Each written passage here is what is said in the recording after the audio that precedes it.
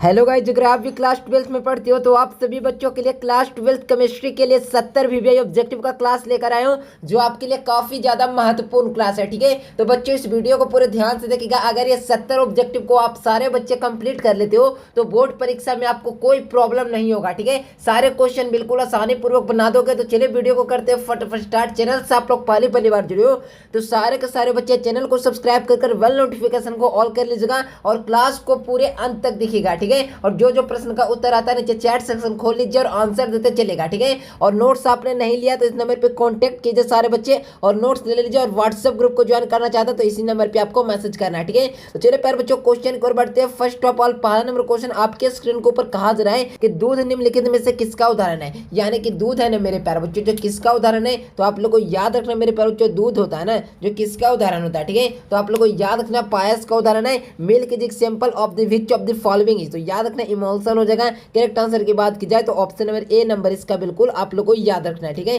पायस को इंग्लिश से इमोल्सन कहा जाता है, याद रखिएगा, कोई भी कंफ्यूजन नहीं होना चाहिए। ठीक है, कहा जा रहा है प्यारे बच्चों दूसरा नंबर क्वेश्चन है कि आवेश स्वतंत्र जो होता है ना प्यारे बच्चों, हमेशा स्वतंत्र अवस्था में पाए जाने वाला धातु कौन सी होती है। यानी कि हमेशा स्वतंत्र अवस्था में पाया जाने वाला धातु पूछा जा रहा है तो याद रखना सोना होता है प्यारे बच्चों, जो हमेशा स्वतंत्र अवस्था में पाई जाने वाला एक धातु होता है। क्या होता है? मेटल होता है। ठीक है ना, the metal of the which of the forming the fond of free state is. ठीक है ना, तो याद रखना मेरे प्यारे बच्चों, सोना हो जाएगा, गोल्ड आप लोग को याद रखना है, याद रखिएगा। अगला क्वेश्चन देखो, 3 नंबर क्वेश्चन कहा जा रहा है कि निम्न में से कौन सा अनुसांख्य गुणधर्म है। अनुसांख्य गुणधर्म कौन है प्यारे बच्चों, तो आप लोग को याद रखना है अनुसांख्य गुणधर्म परासरण दाव है। परासरण दाव है जो क्या है मेरे प्यारे बच्चों, अनुसंख्यक गुणधर्म है। तो याद रखिएगा मेरे प्यारे बच्चों, ऑप्शन नंबर डी इसका बिल्कुल करेक्ट आंसर हो जाएगा। याद रखिएगा एक भी सवाल मिसमैच नहीं होना चाहिए, गलत नहीं होना चाहिए। ठीक है ना, और चैट सेक्शन में सारे बच्चे उत्तर लगाते चलेगा ताकि सारे बच्चों को मैं आंसर देख सकूं और उनकी तैयारी किस लेवल की हो पाई है मैं यहीं पर से देख सकूं। ठीक है ना,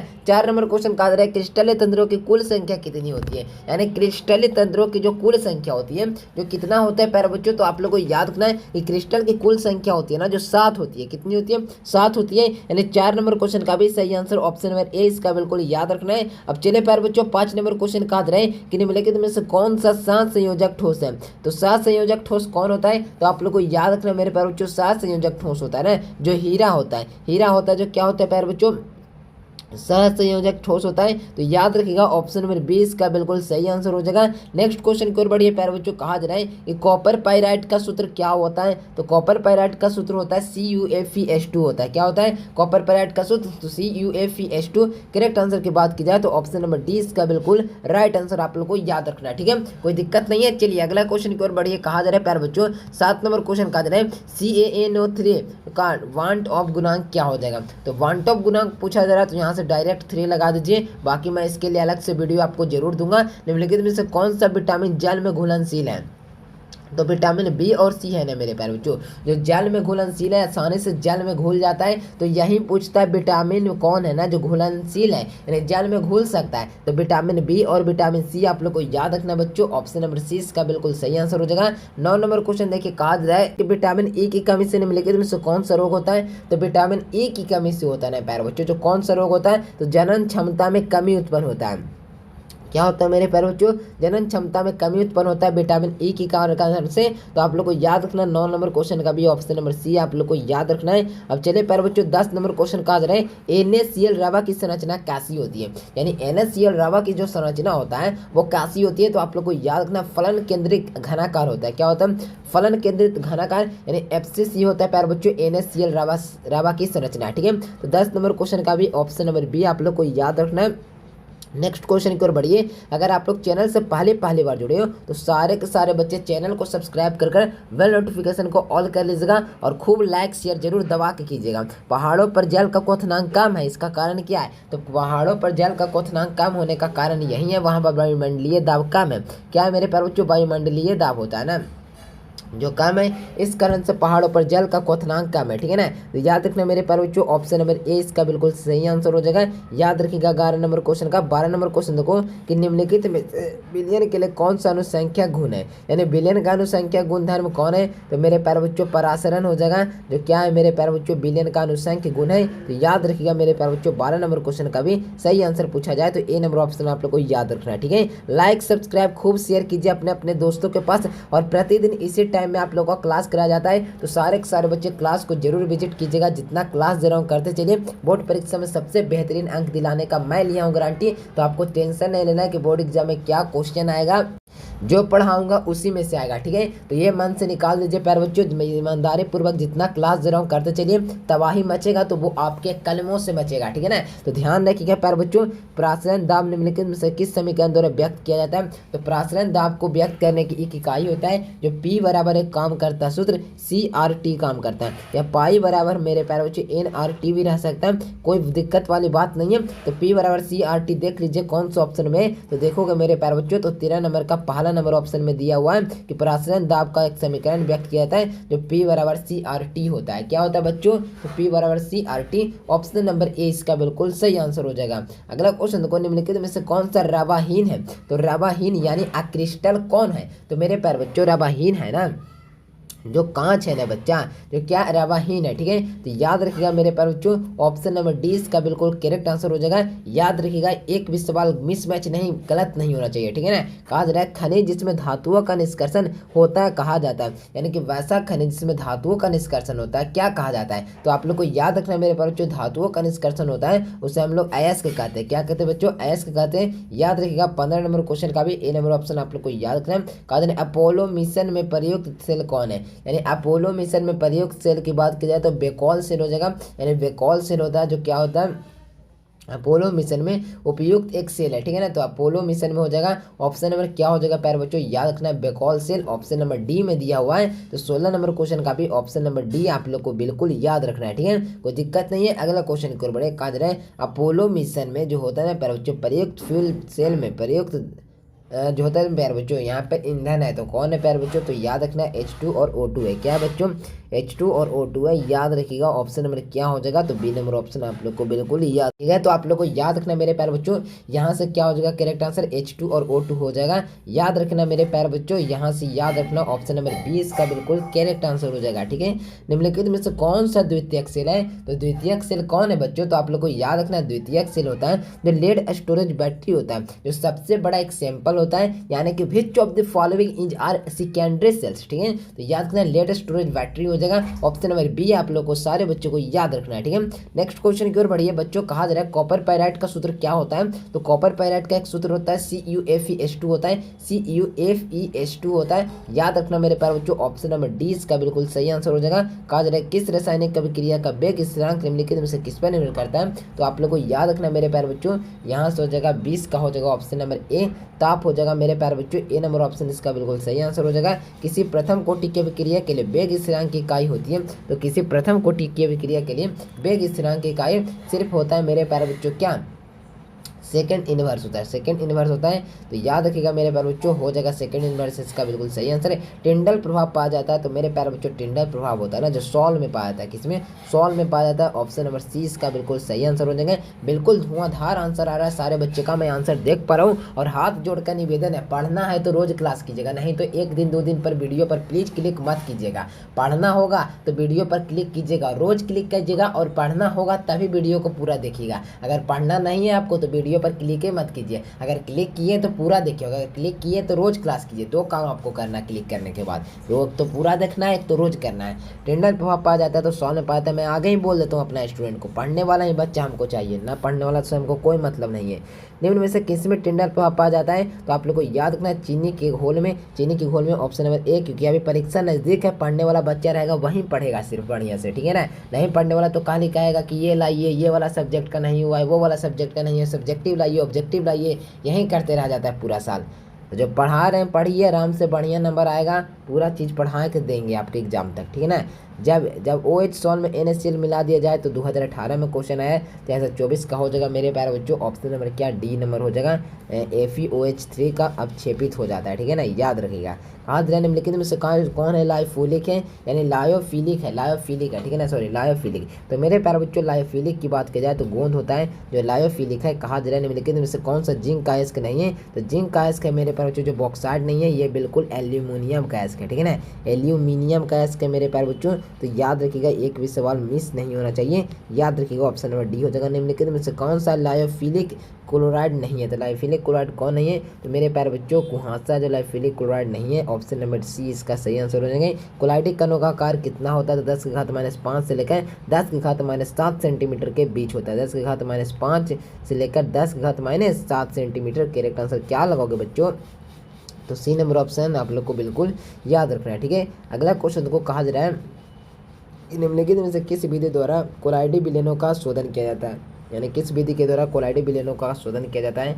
तो मेरे प्यारे बच्चों आप लोग को याद रखना है कि कोलाइडी विलयन का शोधन किसके द्वारा किया जाता है? तो अपूहन के द्वारा किया जाता है मेरे प्यारे बच्चों। तो कौन सा ऑप्शन लगाइएगा? तो आप लोग को याद रखना है अपूहन के द्वारा। Correct answer option number C में दिख रहा है। तो सी नंबर ऑप्शन आप लोग को बिल्कुल याद रखना, ठीक है ना। उजला फास्फोरस होता है, तो उजला फास्फोरस अप्रूफ होता है मेरे प्यारे बच्चों, याद रखिएगा। उजला फास्फोरस क्या होता है? अप्रूफ होता है, याद रखिएगा, ठीक है। नेक्स्ट क्वेश्चन देखो, स्पेज फ्यूज सेल का शक्ति उत्पाद की तुलना में श्रेयस्कर माना गया है क्योंकि मेरे प्यारे बच्चों इनमें से सही प्रदूषण मुक्त और उच्च दक्षता और कम भार, ठीक है ना, ये हो जाएगा। और यहाँ पर एक क्वेश्चन नहीं है प्यारे बच्चों, सिर्फ व्हाइट फास्फोरस नहीं, उजला और पीला दोनों रहता है, ठीक है। तो अप्रूव आप लोग को लगाना है, ठीक है, कोई दिक्कत नहीं है। अगला क्वेश्चन देखो यहाँ पर बताइएगा 32 का क्या हो जाएगा? तो इस प्रकार का ताप बढ़ने पर क्या होता है? तो ताप बढ़ने पर जो होता है ना बच्चा जी, क्या होता है? अमोनिया होता है ना, उत्पाद घट जाता है। अमोनिया का उत्पादन है ना जो घट जाता है, याद रखिएगा। दूध है मेरे प्यारे बच्चों, तो दूध है क्या?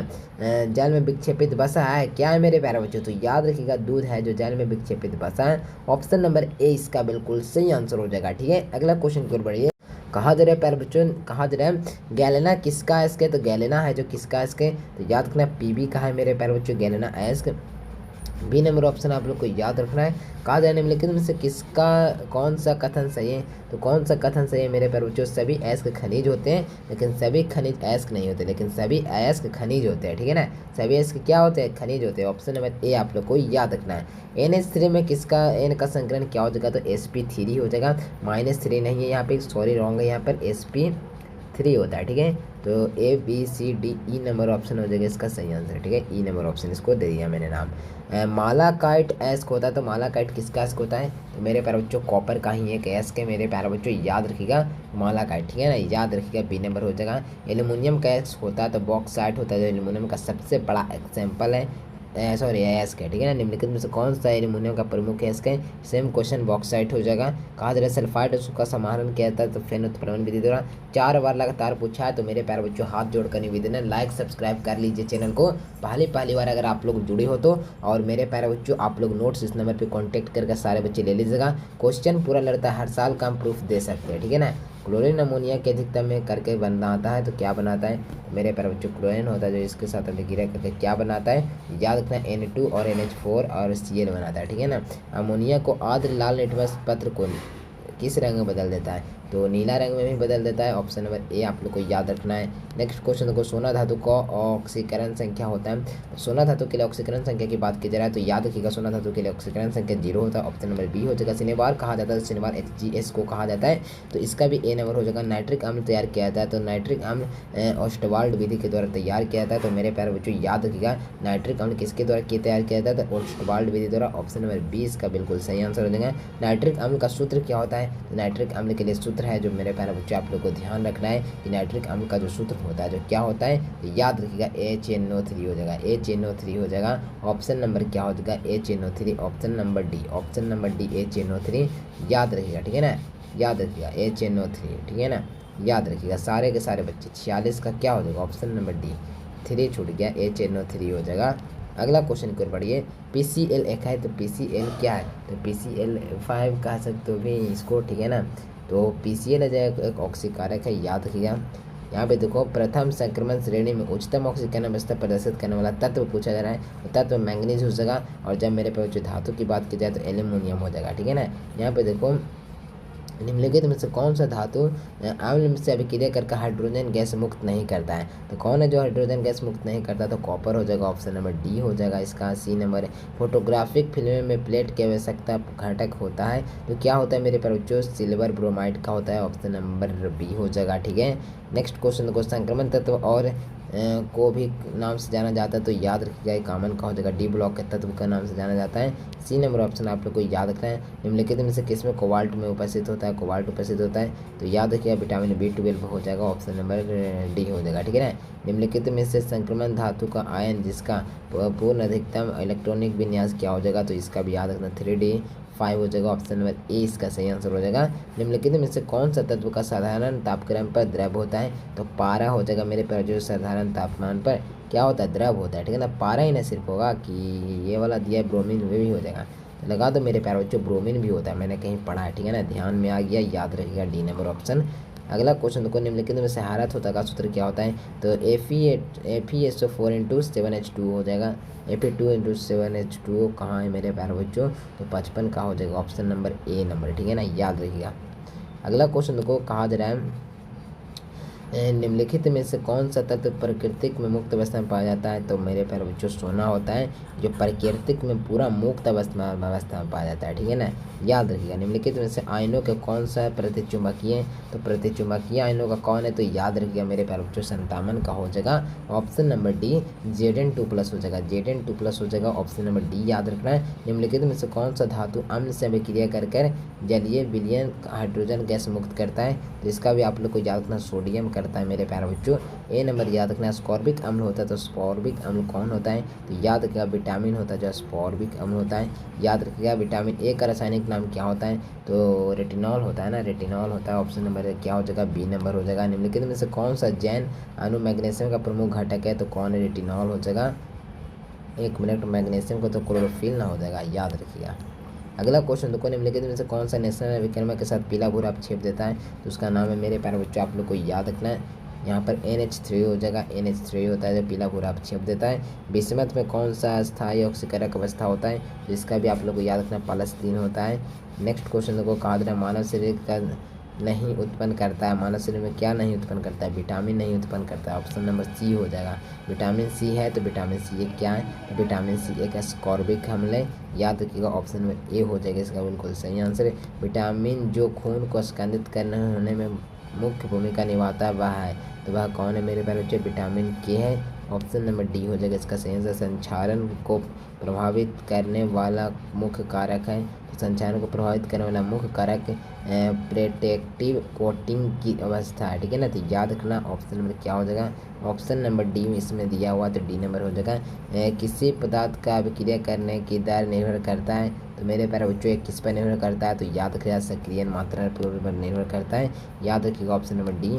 नेक्स्ट क्वेश्चन को, मैंगनीज का ऑक्सीकरण अवस्था क्या होता है? तो डी ऑर्बिटल रिक्त होते हैं, ऑप्शन नंबर क्या हो जाएगा? सी हो जाएगा। लास्ट क्वेश्चन है जिंक एक क्या है? तो जिंक एक क्या है मेरे प्यारे बच्चों? तो सामान्य तत्व है, याद रखिएगा, ऑप्शन नंबर सी इसका बिल्कुल करेक्ट आंसर हो जाएंगे।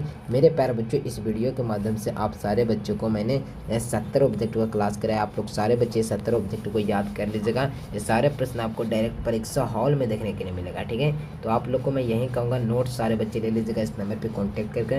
वीडियो आप लोग कैसे लगा और प्रतिदिन क्लास को जरूर ज्वाइन कीजिएगा। Thanks for watching this video. और सारे बच्चे अभी इस नंबर पे कांटेक्ट कीजिए, तो नोट्स के लिए सारा इन्फॉर्मेशन आपको दे देते हैं, अभी तुरंत बैठे हुए हैं। तो सारे बच्चे अभी से अभी तुरंत कांटेक्ट कीजिए नोट्स लेने के लिए। इस नंबर पे मैसेज अभी तुरंत, वीडियो समाप्त हुआ तुरंत कीजिए, अभी कीजिए, ठीक है। मिलते हैं नए से वीडियो में, तब तक के लिए bye bye. Thanks for watching this video. जय हिंद, वंदे मातरम।